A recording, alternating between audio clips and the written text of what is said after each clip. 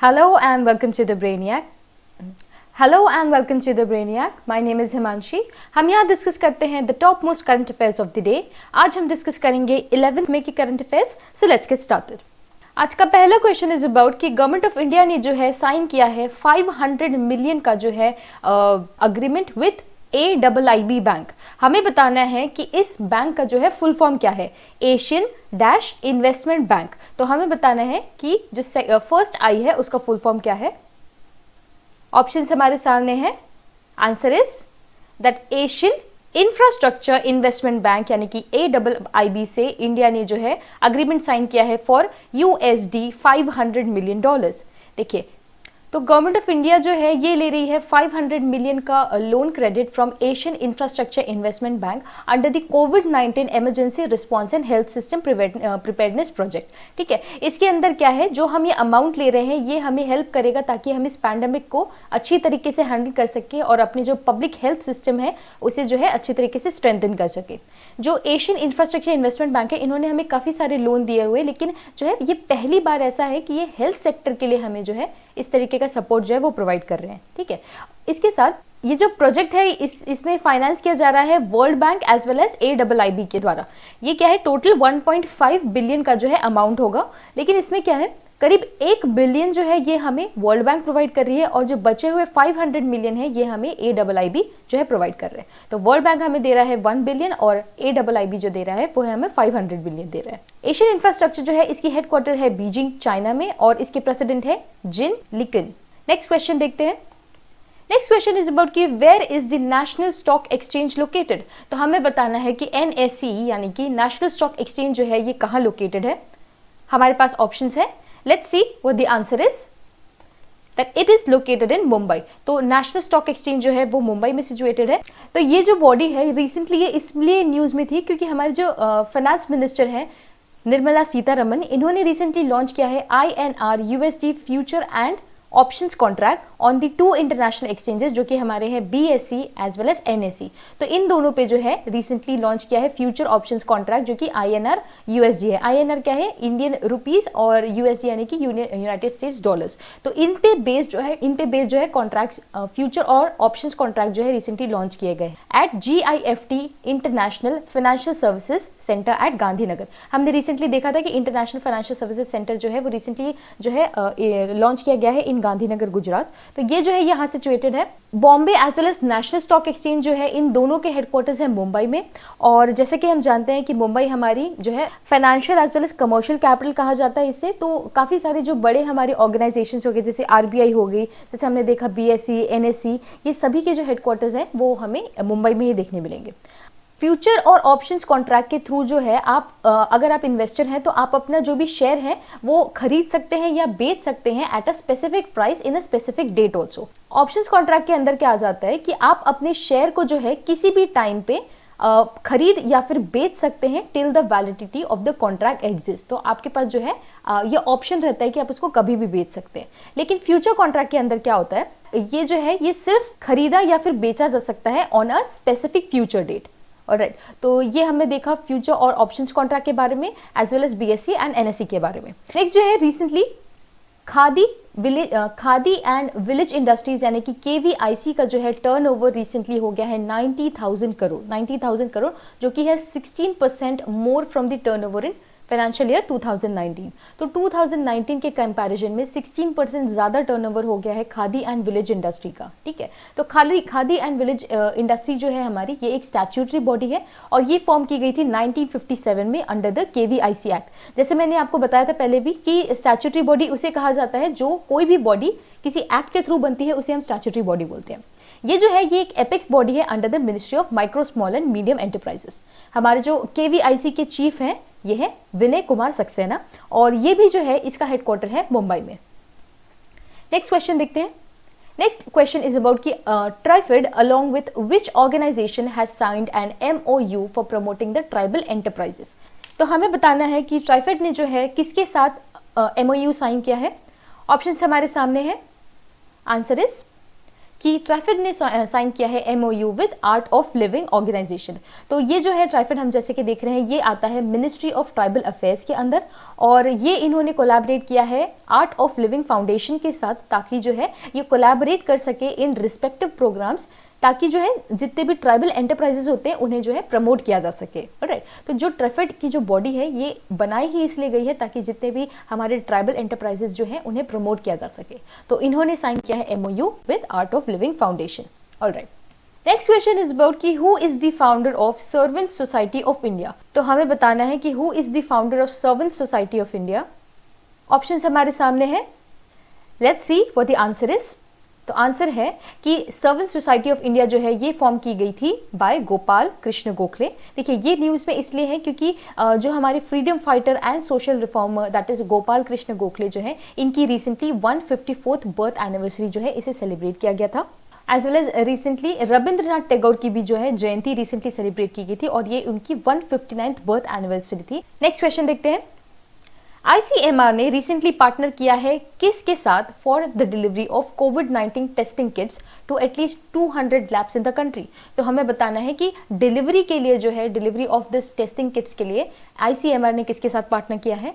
Options हमारे सामने हैं, आंसर इज इंडिया पोस्ट। तो इंडिया पोस्ट के साथ ICMR यानी Indian council for medical research ने जो है कोलैब किया है for the delivery of test kits. इसी के साथ ICMR ने रिसेंटली पार्टनर किया है भारत बायोटेक इंटरनेशनल लिमिटेड के साथ, भारत बायोटेक इंटरनेशनल लिमिटेड के साथ, ताकि ये जो है डेवलप कर सके इंडिया का first fully indigenous corona virus vaccine. तो ICMR ने जो है कोलैबोरेट किया है, पार्टनर किया है with Bharat biotech international limited, ताकि ये बना सके अपनी पहली fully indigenous corona virus vaccine. ठीक है, भारत बायोटेक क्या है, ये एक Hyderabad based leading vaccine manufacturing company है। देखिए जो इंडियन कोरोना वायरस वैक्सीन है ये बनाई जाएगी using the virus strain which has been isolated at the ICMR's National Institute of Virology। तो अलग से आपसे जो है क्वेश्चन पूछा जा सकता है कि नेशनल इंस्टीट्यूट ऑफ विरोलॉजी जो है ये कहाँ सिचुएटेड है। ये इंस्टीट्यूट जो है काफ़ी ज़्यादा रिसेंटली न्यूज़ में रहा है। ऑल्सो जैसे कि हमने कुछ टाइम पहले देखा था कि जो सीरम इंस्टीट्यूट ऑफ इंडिया है वो भी पुणे में बेस्ड है। ICMR के जो हमारे चीफ है वो है मिस्टर बलराम भार्गवा, और यहाँ और ICMR का जो हेडक्वार्टर है वो है न्यू दिल्ली में। ऑलराइट, नेक्स्ट क्वेश्चन देखते हैं। तो वर्ल्ड हेल्थ ऑर्गेनाइजेशन ने और यूनाइटेड नेशंस ने मिलकर जो है रिलीज किया है एक postage stamp on the 40th anniversary of eradication of which disease. तो हमें बताना है कि जो 40th एनिवर्सरी किस बीमारी के इरेडिकेशन पे जो है पोस्टेज स्टैम्प जो रिसेंटली रिलीज किया गया है। ऑप्शंस हमारे सामने हैं, आंसर इज कि 40th इरेडिकेशन एनिवर्सरी जो है स्मॉल पॉक्स की जो है रिसेंटली इस वजह से जो है पोस्टेज स्टैम्प रिसेंटली रिलीज किया गया है। जैसे कि हमने देखा ये रिलीज किया गया है WHO as well as United Nations के द्वारा। WHO का जो स्मॉल पॉक्स इरेडिकेशन कैंपेन है ये लॉन्च किया गया था 1967 में, और स्मॉल पॉक्स जो है कहना चाहिए is the only infectious disease to achieve to be the infectious disease to be eradicated globally. तो ये अपने आप में इकलौती ऐसी इन्फेक्शियस डिजीज है जो कि ग्लोबली इसे जो है इरेडिकेट कर दिया गया है। ठीक है, इस स्टैम्प के थ्रू जो है हम रिकॉग्नाइज करेंगे global solidarity in fighting small pox and honours millions of people जो जिन्होंने काम किया है इसके इरेडिकेशन में। हमारे WHO के जो डायरेक्टर है जनरल है वो है टेड्रोस घेब्रेयेसस, और यूनाइटेड नेशंस के जो है वो है Antonio Guterres. Next question is about Iqbal Chahal. इन्हें जो है रिसेंटली अपॉइंट किया गया है as which cities new civic chief. तो हमें बताना है कि इन्हें जो है किस सिटी का न्यू सिविक चीफ के रूप में इन्हें अपॉइंट किया गया है। ऑप्शंस हमारे सामने हैं, आंसर इज मुंबई। तो Iqbal Chahal is the new civic chief of Mumbai city. तो इन्हें जो है अपॉइंट कर लिया गया है as the chief of municipal corporation of greater Noida. Alright, इसी के साथ एक न्यूज़ हमारे पास ये है कि पाकिस्तान में जो है हिंदूज को माना जाता है एक माइनॉरिटी कम्युनिटी। तो इस माइनॉरिटी कम्युनिटी यानी कि हिंदू कम्युनिटी से जो पहला इंसान जो बन गए यानी कि first person to be in the Pakistan air force वो बन गए हैं राहुल देव। तो राहुल देव जो है पहले हिंदू कम्युनिटी से बने हुए पाकिस्तान एयरफोर्स को जो है इन्होंने ज्वाइन किया है, and he has been recruited as the general duty pilot officer. Alright, next question देखते हैं।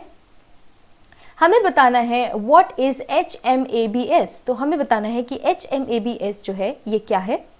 ऑप्शंस हमारे सामने हैं, आंसर इज कि HMABS जो है ये न्यूट्रलाइज्ड एंटीबॉडीज है। देखिए इससे रिलेटेड जो है काफ़ी ज़्यादा इंपॉर्टेंट न्यूज़ है हमारे पास।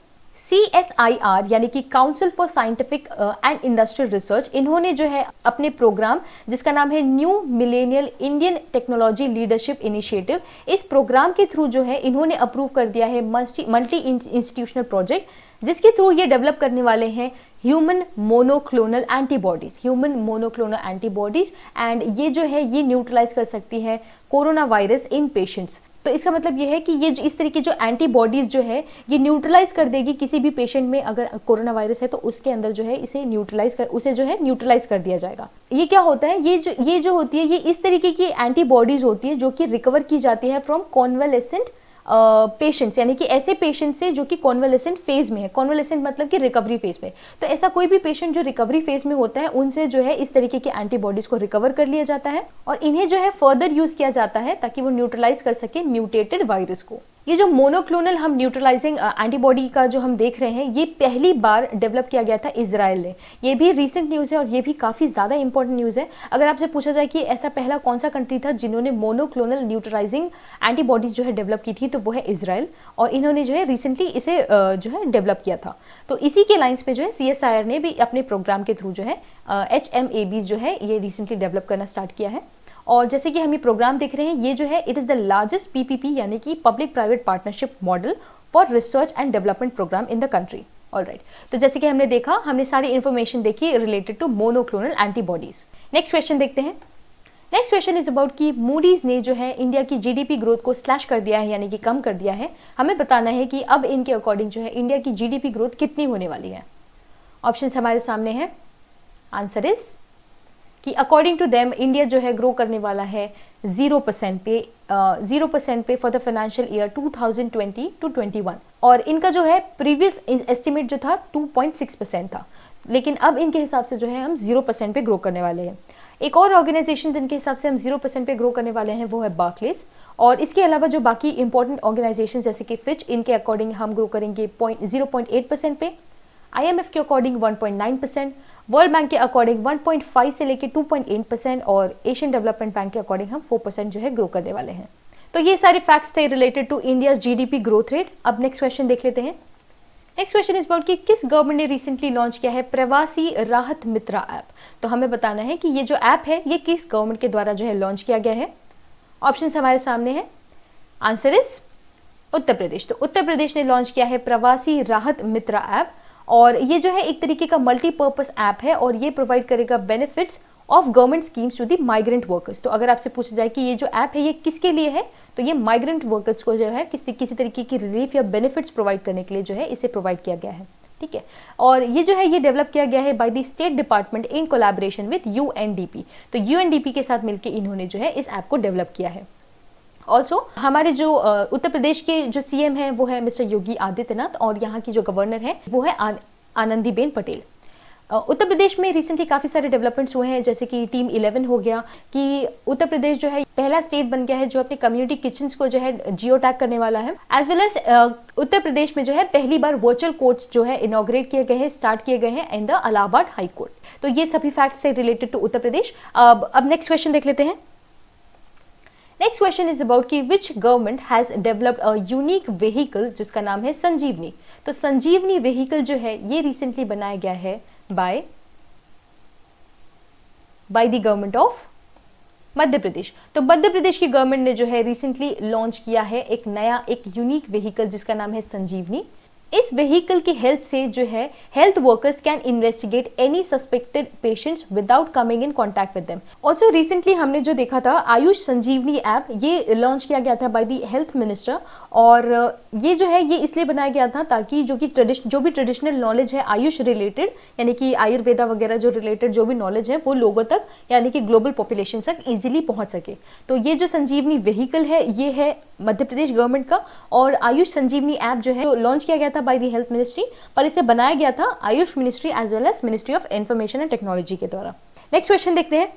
तो नेक्स्ट क्वेश्चन जो है इट इज अबाउट जूम। इन्होंने रिसेंटली अक्वायर कर लिया है किस स्टार्टअप को। तो यही हमारा सवाल है कि जूम ने रिसेंटली अक्वायर किया है द स्टार्टअप की बेस। तो की बेस को रिसेंटली जूम ऐप ने जो है इन्होंने अक्वायर कर लिया है। और जूम क्या है, ये एक वीडियो मीट ऐप है। देखिए इस जूम ऐप से रिलेटेड बीच में जो है मिनिस्ट्री ऑफ होम अफेयर्स ने रिसेंटली जो है गाइडलाइंस रिलीज की थी कि ये जो ऐप है ये सेफ नहीं है, ठीक है। तो इसी वजह से, क्योंकि दुनिया भर में ये बात फैल गई कि जूम ऐप जो है ये सेफ नहीं है, इस वजह से जो है इन्होंने अक्वायर कर लिया है secured messaging and file sharing service, जिसका नाम है की base.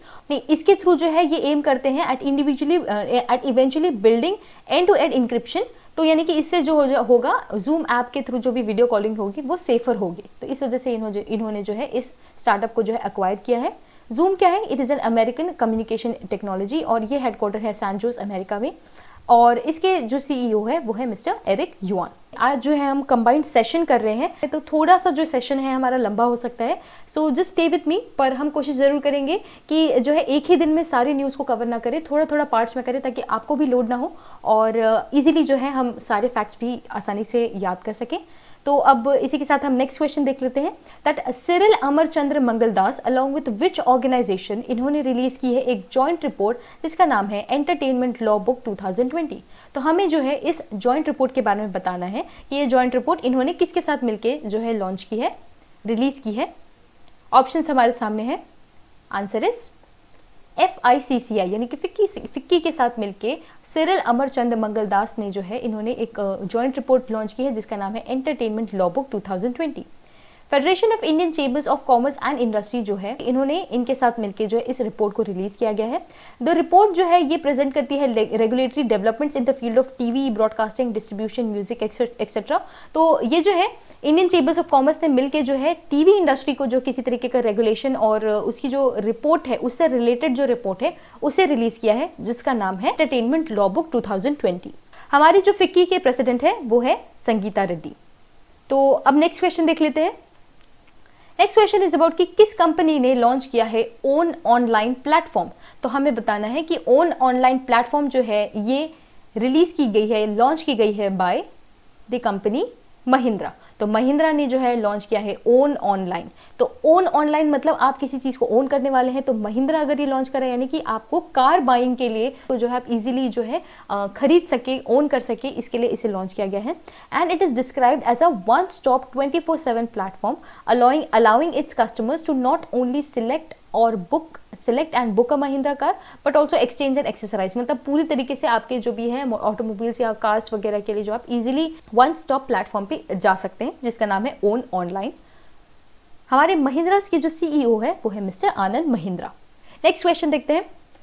Next question is about कि किस कंट्री की करेंसी को जो है रिसेंटली चेंज कर दिया गया है टू तोमान। तो तोमान करके जो है किस कंट्री की करेंसी चेंज कर दी गई है, ये जो है काफी ज्यादा इंपॉर्टेंट क्वेश्चन है हमारे लिए। तो ऑप्शंस देख लेते हैं।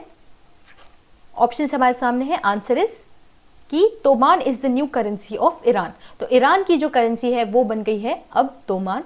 तो ईरान की जो पहले करेंसी थी वो थी रियाल, ठीक है। तो ईरान की जो पार्लियामेंट है इन्होंने एक जो है बिल पास किया है, इसके अंदर ईरान की नेशनल करेंसी को चेंज कर दिया गया है from riyal to तोमान।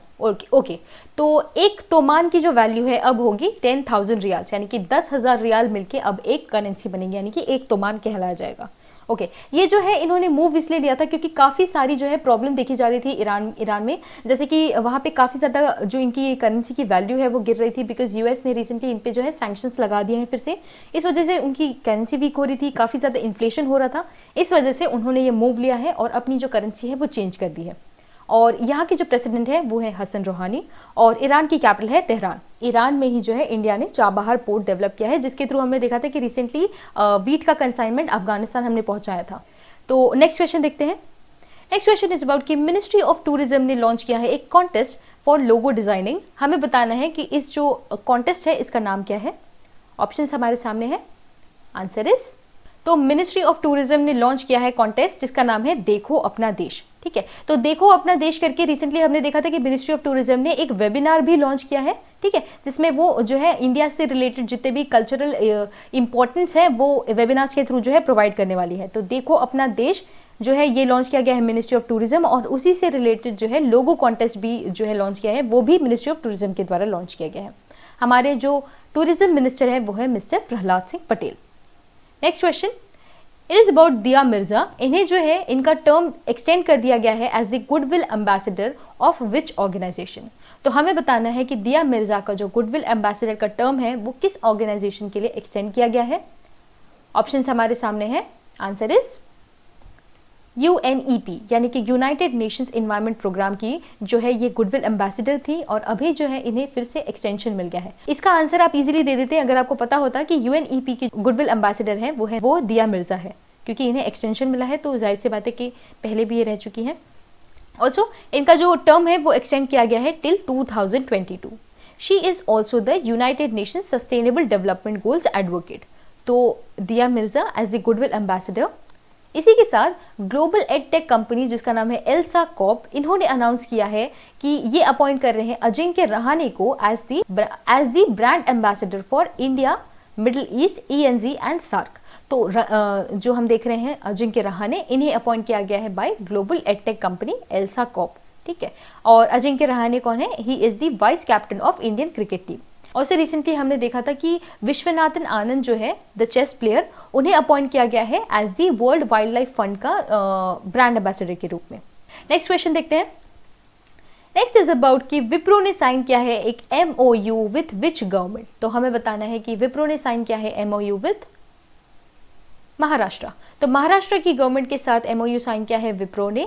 Under this ये क्या करेंगे? They will repurpose one of its IT campuses जो कि पुणे में है, उसे जो है रीपर्पस करने वाले हैं, और to a 450 bed intermediate care कोविड-19 हॉस्पिटल। तो एक IT कैंपस को वो एक कोविड-19 हॉस्पिटल के रूप में जो है चेंज करने वाले हैं।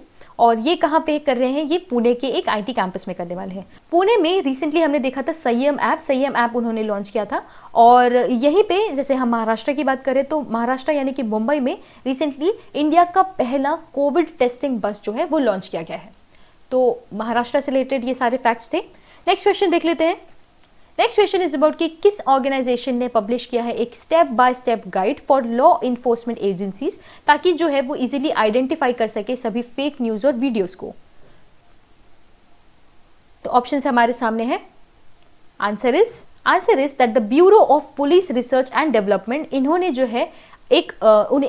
है पब्लिश किया है एक स्टेप बाय स्टेप गाइडलाइन, ठीक है, सभी लॉ इन्फोर्समेंट एजेंसीज को, ताकि वो आइडेंटिफाई कर सके सभी फेक न्यूज और वीडियोस को, ठीक है। अब BPRD क्या है? ये जो है एक तरीके की ऑर्गेनाइजेशन है जिसे डेवलप किया गया था 1970 में, और with the objective of for modernisation of police forces. तो पुलिस फोर्सेस के मॉडर्नाइजेशन के लिए जो है bureau of police research and development को जो है बनाया गया था। तो जैसा कि हमने देखा ये एक स्टेप बाय स्टेप गाइड इन्होंने जो है एनफोर्स की है। इसी के साथ BPRD जो है ये एक थिंक टैंक है under the union home ministry. तो अगर आपसे पूछा जाए कि BPRD जो है ये किसके अंदर आता है, तो ये आता है यूनियन होम मिनिस्ट्री के अंदर।